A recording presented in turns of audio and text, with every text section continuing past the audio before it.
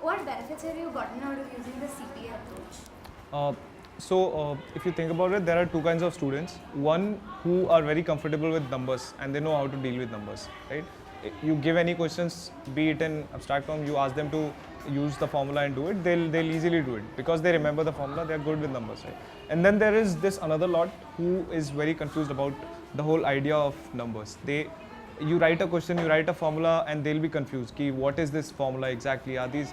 It'll look like a picture to them, which doesn't hold any meaning, right?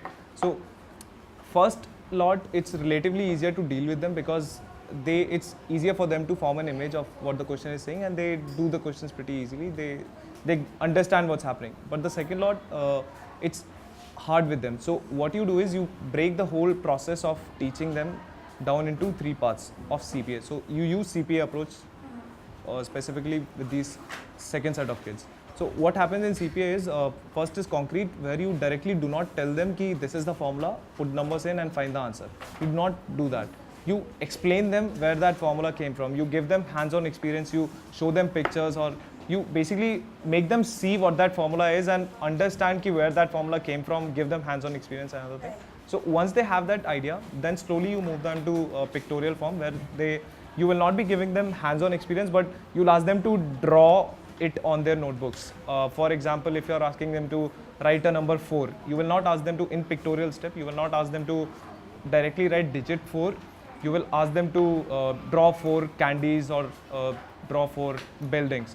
So that you do in second step. Now kids are pretty familiar with the idea of what a number is. Now ultimately the last step is to take them to abstract form because you use that in the real world, right? So after that you gradually move on to abstract. You tell them ki these 4 buildings, every time if you draw these 4 buildings to denote 4, it will take a lot of time. So you write 4, simple as that. So that's abstract, and it makes it very easier for kids to understand, the kids from second lot for whom it's difficult to understand what numbers is. It makes them very easy for them to understand because they don't have to remember anything. You're gradually taking them step by step from the very basic idea of what a number is to how it's shown. Right. Yeah. And what benefits have you seen any changes in the classroom?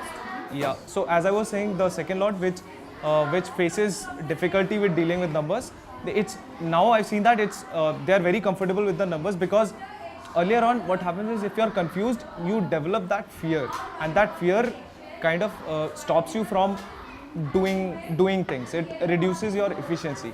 CPA approach, it makes you comfortable because you just start with an idea and slowly you move on to your final what you have to show. So I have seen that some kids who were not very comfortable with maths earlier, using the CPA approach, they are now able to understand, okay, bhaiya, 4 is that, 4 is a building, okay, 4 buildings, theek hai, I can do it now. So their confidence has increased, and because of this confidence, it's like one thing affects the other, right? So because of their confidence here, their other content areas also, they have shown kind of significant effect.